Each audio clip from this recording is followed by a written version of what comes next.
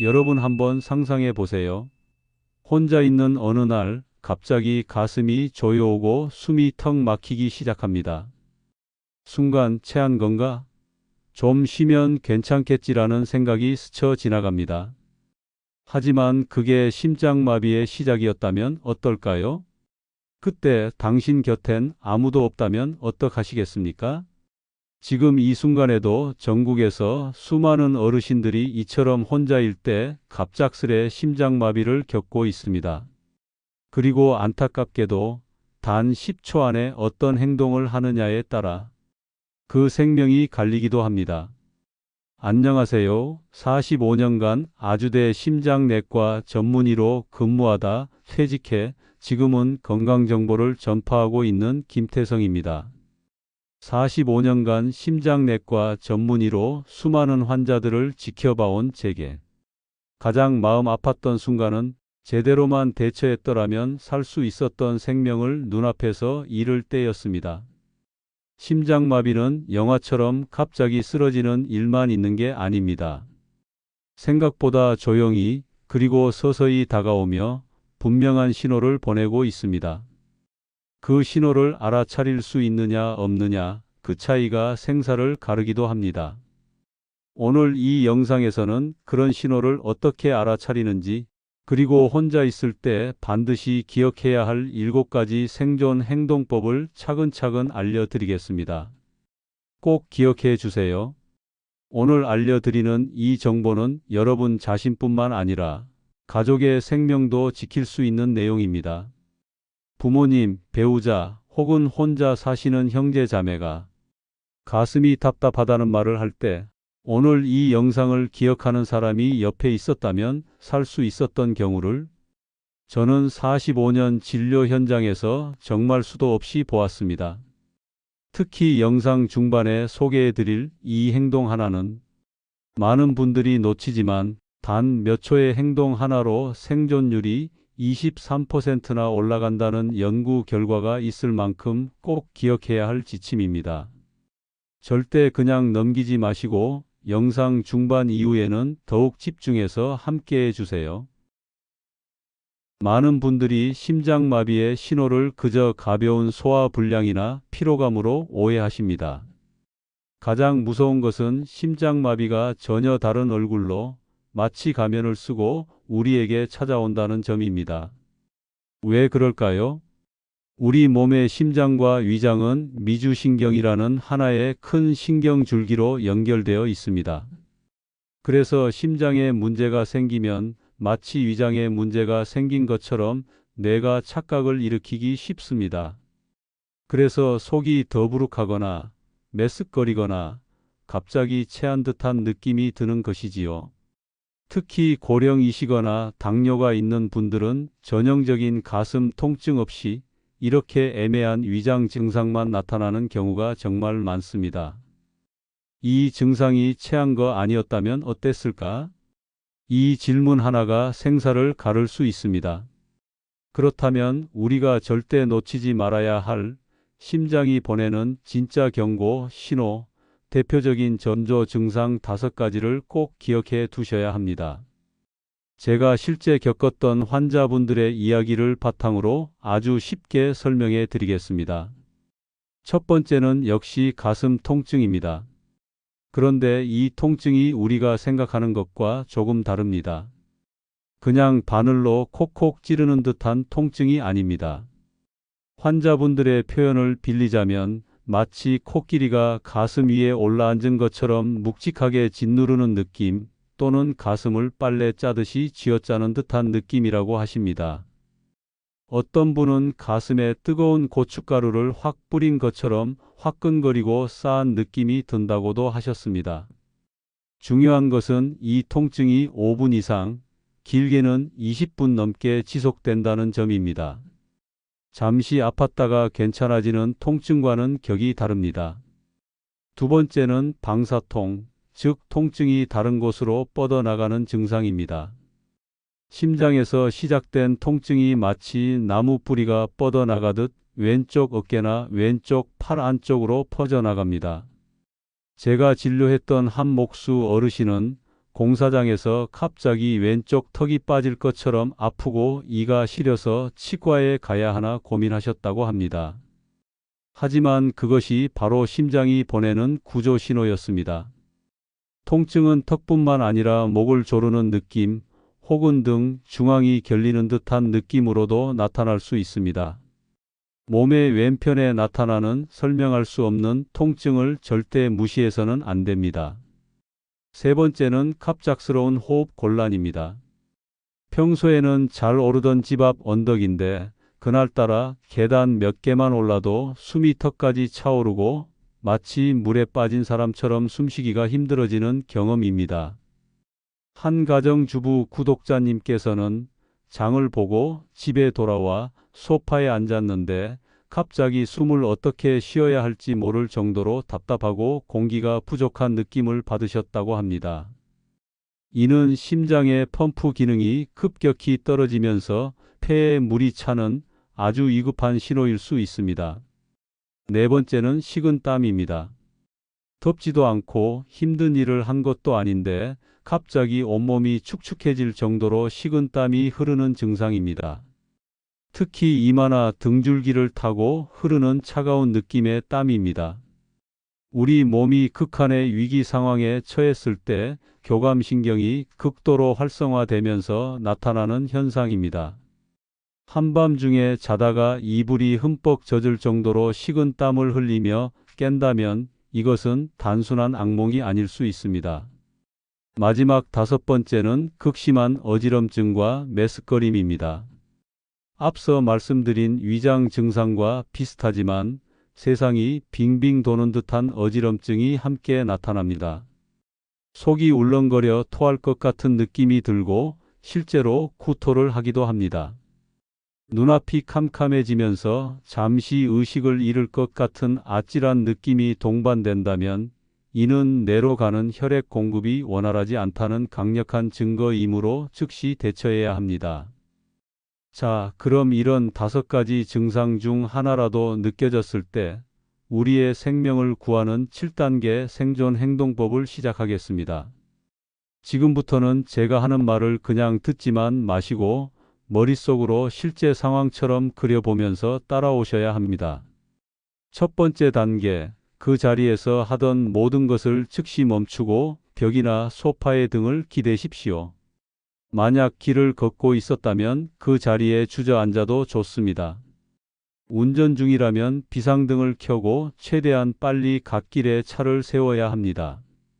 왜 멈추는 것이 가장 중요할까요? 심장마비는 심장으로 가는 혈관이 막혀 심장 근육이 죽어가는 병입니다. 이런 상황에서 계속 움직이는 것은 불이 난 집에 계속 부채질을 하는 것과 같습니다. 움직일수록 심장은 더 많은 피를 요구하고 이미 지쳐있는 심장은 더욱 빠르게 망가집니다. 벽에 등을 기대는 이유는 혹시라도 의식을 잃고 쓰러졌을 때 머리를 부딪히는 2차 부상을 막기 위함입니다. 가장 중요한 것은 심장의 부담을 최소화하는 것입니다. 두 번째 단계, 지체 없이 아스피린을 씹어서 삼키십시오. 이때 평소에 심장약을 드시지 않는 분들은 절망하실 수 있습니다. 집에 혈압약이나 혈전용해제가 없다고 해서 포기하시면 절대 안 됩니다. 하지만 기억하십시오. 심장약 없어도 아스피린만 있다면 희망이 있습니다. 여기서 가장 중요한 것은 2가지입니다. 첫째는 반드시 씹어서 먹어야 한다는 점, 둘째는 일반 진통제가 아닌 아스피린이어야 한다는 점입니다. 왜 씹어야 할까요? 심장마비는 혈관 속에 생긴 피떡, 즉 혈전이 혈관을 꽉 막아서 발생합니다.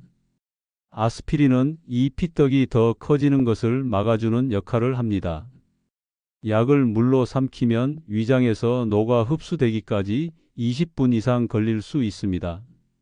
하지만 혀 밑에 넣고 잘게 씹어서 삼키면 혀 밑의 점막을 통해 약 성분이 5분 안에 혈액으로 직접 흡수됩니다. 이 15분의 차이가 죽어가는 심장 근육을 살릴 수도 살리지 못할 수도 있는 결정적인 시간입니다. 얼마 전 퇴직하신 60대 철수 씨의 사례가 있습니다. 평생 현장에서 일하며 건강을 자신했던 분인데 어느 날 집에서 혼자 텔레비전을 보다가 가슴을 쥐어짜는 통증을 느꼈다고 합니다. 정신이 아득해지는 순간 예전에 제 영상에서 봤던 아스피린 이야기가 번개처럼 스쳐 지나갔다고 합니다.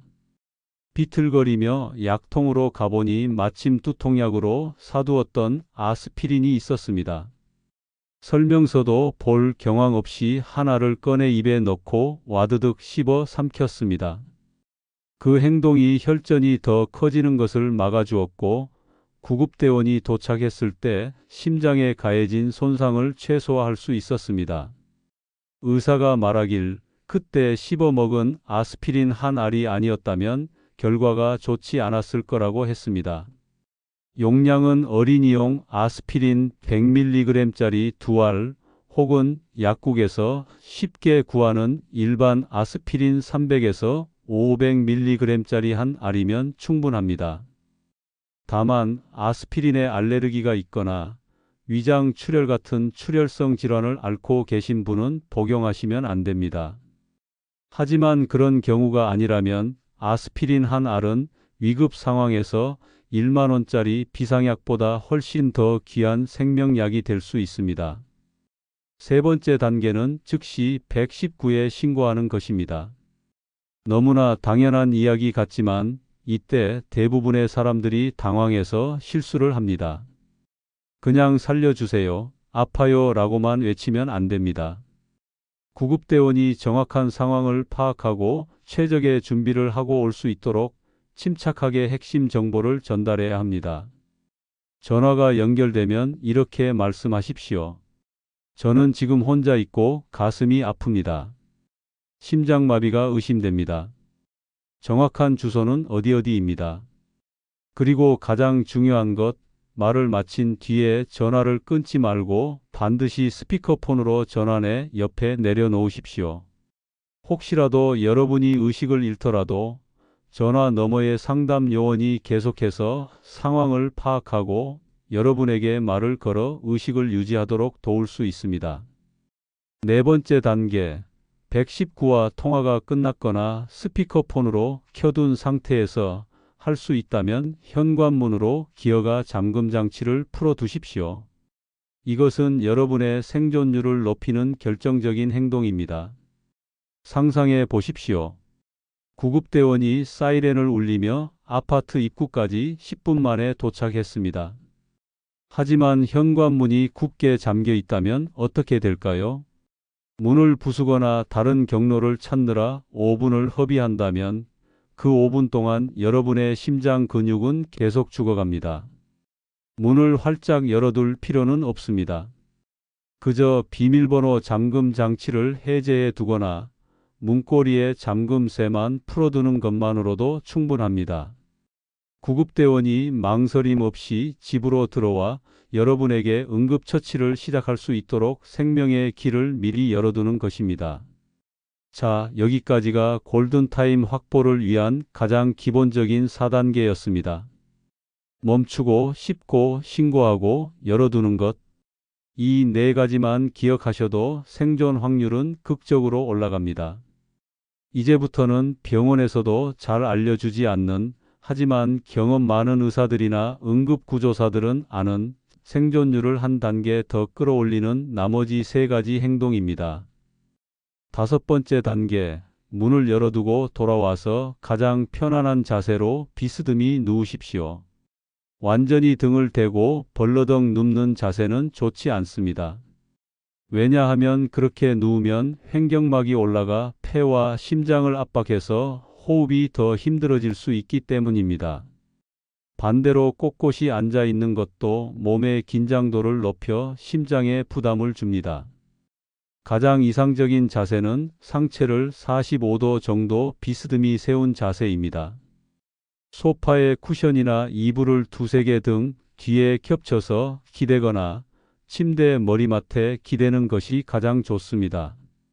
이 자세는 심장에 부담을 덜어주고 중력의 도움을 받아 호흡을 가장 편안하게 만들어주는 황금 각도입니다.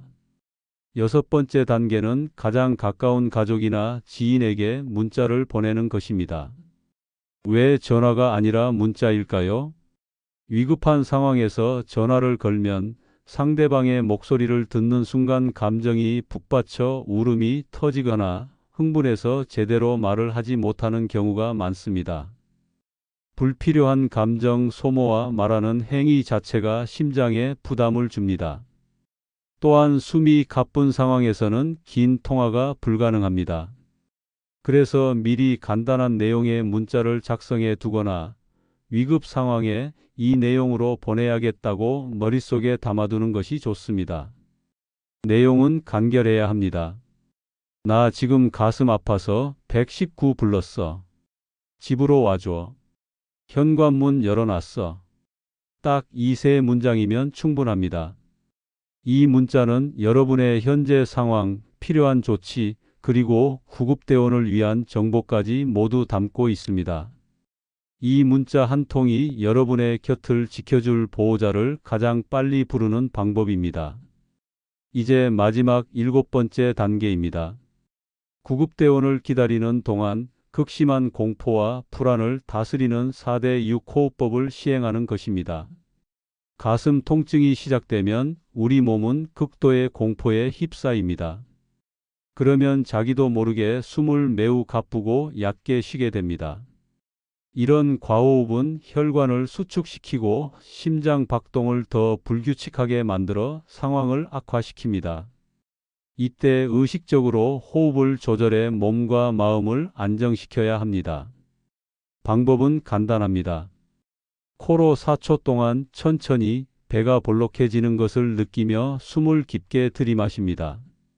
그리고 입으로 6초 동안 풍선을 불듯이 길고 가늘게 숨을 내뱉습니다. 자, 저를 한번 따라해 보시죠. 코로 하나, 둘, 셋, 넷. 입으로 하나, 둘, 셋, 넷, 다섯, 여섯. 이렇게 들이마시는 숨보다 내쉬는 숨을 더 길게 하는 것이 핵심입니다. 이 호흡법은 우리 몸의 부교감신경을 활성화시켜 극도로 흥분했던 몸을 진정시키고 심장의 부담을 줄여주며 뇌와 심장 근육에 산소를 안정적으로 공급하는 효과가 있습니다.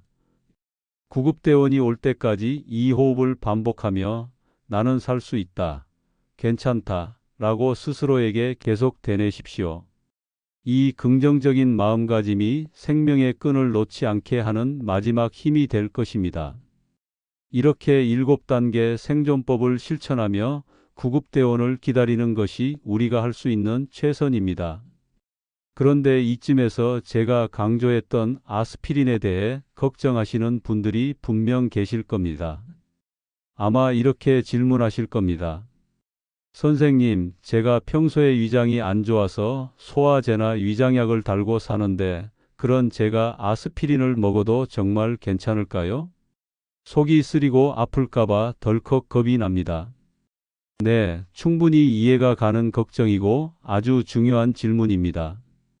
결론부터 말씀드리자면 이것은 불이 난 집에 소중한 가족이 갇혀 있을 때 유리창을 깨고 들어가서 사람을 구할 것인가, 아니면 나중에 물어줘야 할 유리창 값이 아까워서 망설일 것인가의 문제입니다. 여러분의 심장은 불길에 휩싸인 가족과도 같고 아스피린 복용으로 인한 약간의 위장 불편감은 깨진 유리창과 같습니다. 심장 근육은 한번 죽으면 다시 되살릴 수 없지만 위장 점막은 회복될 수 있습니다. 지금은 무엇이 더 위급하고 중요한지를 판단해야 하는 순간입니다. 응급 상황에서 단 한 번 복용하는 아스피린이 심각한 위장 출혈을 일으킬 확률은 매우 낮습니다. 반면 그 한 알이 막힌 혈관을 뚫는 데 도움을 주어 생명을 구할 확률은 비교할 수 없이 높습니다. 물론 절대로 아스피린을 드시면 안 되는 분들도 있습니다. 제가 지금부터 말씀드리는 세 가지 경우에 해당하신다면 아스피린 대신 다른 6단계 행동에만 집중하셔야 합니다. 첫째, 과거에 아스피린이나 다른 소염 진통제를 먹고 쇼크나 심한 알레르기 반응을 경험했던 분입니다. 둘째, 현재 위궤양이나 12지장 궤양으로 인해 위장 출혈이 있거나 최근에 피를 토하는 등 출혈 문제가 있었던 분입니다. 셋째, 혈우병처럼 피가 한 번 나면 잘 멎지 않는 혈액 질환을 앓고 계신 분입니다. 이 세 가지 경우를 제외한 대부분의 분들에게 위급 상황에서의 아스피린 한 알은 실보다 득이 압도적으로 많다는 것을 꼭 기억해 주십시오. 실제로 제가 담당했던 박순자 할머님의 사례가 있습니다. 70이 넘으신 할머님은 혼자 사시면서도 늘 주변을 깔끔하게 정리하고 건강관념도 아주 철저한 분이셨습니다. 하지만 만성위염 때문에 늘 식사를 조심하고 위장약을 곁에 두셨습니다. 어느 날 새벽 할머님은 잠을 자다가 가슴을 짓누르는 통증에 눈을 떴습니다. 식은땀이 비 오듯 흘렀고 숨이 가빠왔습니다. 정신이 혼미해지는 와중에도 예전에 아드님이 보여준 제 유튜브 영상을 떠올리셨습니다. 그리고 약 서랍에 있던 아스피린을 생각해냈습니다. 하지만 순간 망설여졌다고 합니다. 이걸 먹으면 내일 아침 내내 속이 쓰려서 고생할 텐데. 그 찰나의 순간 할머님은 이런 생각을 하셨다고 합니다. 속이 쓰린 건 내일 병원에 가서 치료하면 되지만 이 심장이 멎으면 내일이라는 시간 자체가 없어진다. 할머님은 떨리는 손으로 아스피린 하나를 꺼내 잘게 씹어 삼키고 곧바로 119에 신고한 뒤 현관문을 열어두고 소파에 비스듬히 기대어 아들이 오기만을 기다렸습니다. 나중에 병원에서 할머님의 심장 혈관을 막았던 혈전의 크기가 더 이상 커지지 않았던 것을 확인했습니다. 담당 의사는 할머님의 그 순간의 용기 있는 결단이 심장의 손상을 최소화하고 후유증 없는 회복을 가능하게 했다고 칭찬을 아끼지 않았습니다. 지금까지는 위기 상황이 닥쳤을 때의 행동 요령이었습니다. 이제부터는 그런 위기가 찾아왔을 때 나를 구해줄 확률을 평소에 99%까지 끌어올리는, 특히 혼자 사시는 우리 구독자님들을 위한 4가지 생존 준비 습관에 대해 말씀드리겠습니다. 이건 미리 해두지 않으면 위급할 때 절대 써먹을 수 없는 것들입니다. 첫 번째 습관은 바로 여러분 집의 냉장고에 생명을 붙이세요입니다. 이게 무슨 말인가 싶으시죠? 아주 간단합니다. 지금 당장 작은 용지 한 장을 꺼내십시오. 그리고 그 종이에 여러분의 생명과 직결된 정보를 큰 글씨로 적는 겁니다. 첫째, 이름과 주민등록번호. 둘째, 내가 앓고 있는 질병 이름, 예를 들어 고혈압, 당뇨, 고지혈증 등. 셋째, 내가 매일 복용하고 있는 약의 이름과 용량. 넷째, 특정 약물에 대한 알레르기 반응 여부.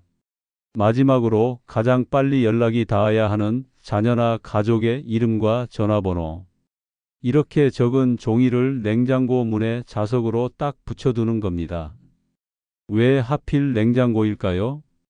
구급대원들이 환자가 있는 집에 도착하면 가장 먼저 환자의 상태를 파악하기 위해 정보를 찾습니다. 이때 가장 눈에 잘 띄고 모든 집에 공통된 위치에 있는 것이 바로 냉장고입니다. 여러분이 의식을 잃고 아무 말도 할 수 없을 때 냉장고에 붙어 있는 이 종이 한 장이 여러분의 입이 되어 구급대원에게 가장 정확하고 신속한 정보를 전달해주는 생명의 문서가 되는 것입니다. 두 번째 습관은 지갑 속에 나만의 생명카드를 만드는 것입니다. 냉장고에 붙여둔 생명 정보는 집 안에서 쓰러졌을 때 유용합니다. 하지만 우리가 길을 걷다가, 시장에 갔다가, 혹은 친구를 만나러 가는 버스 안에서 쓰러진다면 어떻게 될까요? 그래서 냉장고에 붙인 내용을 그대로 작은 명함 크기의 카드에 적어서 지갑에 항상 넣어 다니시는 겁니다. 코팅까지 해두면 더 좋습니다. 이 카드 한 장이 낯선 장소에서 쓰러진 여러분의 신원을 증명하고 골든타임 안에 가장 적절한 응급처치를 받을 수 있도록 돕는 역할을 할 겁니다. 세 번째 습관은 지금 손에 들고 계신 스마트폰을 생명폰으로 만드는 것입니다. 많은 분들이 모르시지만 요즘 스마트폰에는 위급 상황을 위한 아주 기특한 기능이 숨어 있습니다. 바로 긴급 SOS 기능입니다. 기종마다 조금씩 다르지만 보통은 스마트폰의 옆면에 있는 전원 버튼을 아주 빠르게 3번 혹은 5번 누르기만 하면 됩니다. 그러면 자동으로 119에 신고 전화가 걸리고 동시에 미리 지정해 둔 가족에게 현재 나의 위치 정보와 함께 위급 상황이라는 문자가 발송됩니다. 심지어 주변 소리를 녹음해서 함께 보내주는 기능도 있습니다. 가슴을 부여잡고 전화번호를 누를 힘조차 없을 때 이 버튼 3번 누르는 동작 하나가 여러분을 살릴 수 있습니다. 오늘 영상 끝나자마자 어떻게 설정하는지 모르시겠으면 무조건 자녀분들에게 전화해서 당장 설정해 달라고 하십시오. 이것은 여러분이 자녀에게 부탁하는 것이 아니라 여러분의 생명을 지키기 위한 당연한 권리입니다. 마지막 네 번째 습관은 사람과 사람을 잇는 생명고리를 만드는 것입니다. 혼자 산다고 해서 세상과 단절되어 살면 안 됩니다. 평소에 바로 옆집이나 앞집 이웃과 가벼운 인사라도 나누며 얼굴을 익혀 두십시오. 그리고 그중 가장 신뢰가 가는 이웃 한 집과는 혹시 모를 위급 상황 시 서로 도와주기로 약속하고 비상 연락처를 교환해 두는 것이 좋습니다. 여건이 허락한다면 현관문 비밀번호를 알려주거나 비상키를 맡겨두는 것도 아주 훌륭한 방법입니다. 기계가 할 수 없는 일, 사람이 할 수 있는 따뜻한 관심과 즉각적인 도움이 때로는 그 어떤 첨단 시스템보다 빠를 수 있습니다. 이 네 가지 습관이 얼마나 위대한 힘을 발휘하는지 제가 최근에 들었던 한 아버님의 이야기로 증명해 드리겠습니다. 아내와 사별하고 혼자 아파트에 사시던 70대 이영수 아버님은 제 영상을 보시고는 곧바로 이 네 가지 습관을 모두 실천하셨다고 합니다. 냉장고에는 빼곡히 당신의 정보를 적어 붙여두셨고 지갑에는 손수 코팅까지 한 생명카드를 넣으셨습니다. 아들에게 부탁해 스마트폰 긴급 기능도 설정했고 바로 앞집에 사는 젊은 부부와는 왕래하며 음식을 나눠 먹는 사이가 되셨습니다. 어느 날 저녁 아버님은 거실에서 갑자기 쓰러지셨습니다. 다행히 완전히 의식을 잃기 직전 주머니 속 스마트폰의 전원 버튼을 여러 번 누르는 데는 성공했습니다. 신고를 받고 가장 먼저 도착한 것은 119 구급대원이었지만 거의 동시에 도착한 사람들이 있었습니다. 바로 앞집의 젊은 부부였습니다. 아버님의 위급 문자 메시지가 아들뿐만 아니라 앞집 부부에게도 설정되어 있었던 겁니다. 하지만 아들은 멀리 살고 있었고 구급대원들은 아파트 공동 현관 비밀번호를 몰라 지체되고 있었습니다. 그때 앞집 남편이 1층으로 뛰어내려가 공동 현관을 열어주었고 구급대원들은 지체 없이 아버님 댁으로 올라갈 수 있었습니다. 하지만 마지막 관문이 남았죠. 굳게 닫힌 현관문이었습니다. 바로 그때 앞집 아내가 아버님께 받아두었던 비밀번호를 눌러 문을 열었습니다. 문이 열려 있었기에 살았다. 나중에 병원으로 달려온 아들에게 구급대원이 한 말이었습니다. 정말 다행입니다. 현관문이 그렇게 빨리 열리지 않았다면 결과가 좋지 않았을 겁니다. 그리고 냉장고에 붙어 있던 종이 덕분에 저희가 병원에 도착하기도 전에 환자분께 필요한 약물과 처치 계획을 세울 수 있었습니다.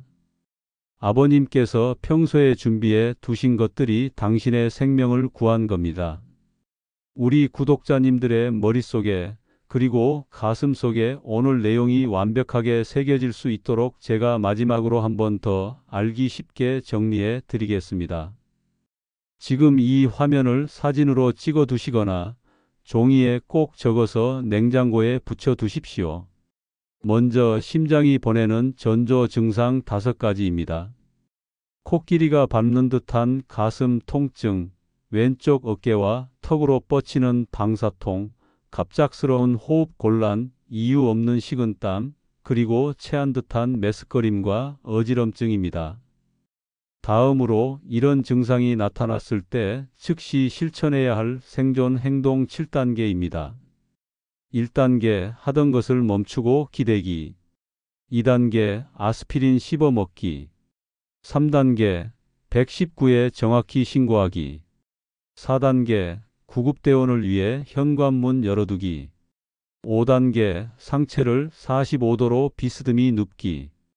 6단계 가족에게 정해진 문자로 연락하기. 7단계 4초 들이쉬고 6초 내쉬는 호흡으로 마음 다스리기입니다. 마지막으로 평소에 꼭 준비해야 할 생존 습관 4가지입니다. 첫째, 내 정보가 담긴 생명 종이를 냉장고에 붙여두기. 둘째, 같은 내용의 생명카드를 지갑에 넣어 다니기. 셋째, 스마트폰 긴급 SOS 기능 설정하기. 넷째, 이웃과 비상 연락망 만들어 두기입니다. 심장마비는 예고 없이 찾아오지만 준비된 사람에게는 기회를 줍니다. 막연한 두려움보다 중요한 건 차분히 알고 있는 것과 미리 대비하는 태도입니다. 그 준비의 출발점이 오늘 이 영상을 끝까지 시청하신 여러분이라는 것이 저는 정말 든든합니다. 혹시 이 영상을 보시면서 떠오르는 분이 계시지 않으십니까? 혼자 계시는 부모님, 멀리 떨어져 사는 형제, 혹은 마음 쓰이는 친구가 있다면 지금 바로 이 영상을 공유해 주십시오. 여러분의 손가락 한번 움직이는 그 짧은 순간이 내 소중한 사람의 일생을 지킬 수도 있습니다. 지식은 나눌수록 더 커지고 사랑은 전할수록 더 단단해집니다. 그리고 댓글을 통해 여러분의 마음을 보여주십시오. 오늘 영상이 유익하셨다면 저에게 큰 힘이 되는 따뜻한 응원 댓글 한 줄 부탁드립니다. 혹시라도 오늘 내용과 비슷한 아찔한 경험이 있으셨다면 용기 내어 그 경험담을 나눠 주십시오. 여러분의 귀한 경험이 비슷한 처지에 있는 다른 구독자님께는 생명의 단서가 될 수 있습니다. 영상이 도움이 되셨다면 간단하게라도 응원 댓글 부탁드립니다. 그리고 혹시라도 예전에 비슷한 증상이나 경험이 있으셨던 분이라면 그 이야기 댓글에 꼭 남겨주세요. 여러분의 이야기가 다른 시청자에게는 또 하나의 지침이 됩니다. 다음 영상에서는 요양병원 폐업이 왜 이렇게 많아졌는지, 그로 인해 간병 대란이 어떻게 현실로 이어지고 있는지, 그리고 이 모든 부담이 결국 가족에게 어떤 방식으로 터지고 있는지를 심층적으로 알려드릴 예정입니다. 꼭 이어서 시청해 주세요. 여러분의 건강한 삶과 행복한 노후를 진심으로 응원합니다. 늘 건강하시길 바랍니다. 감사합니다.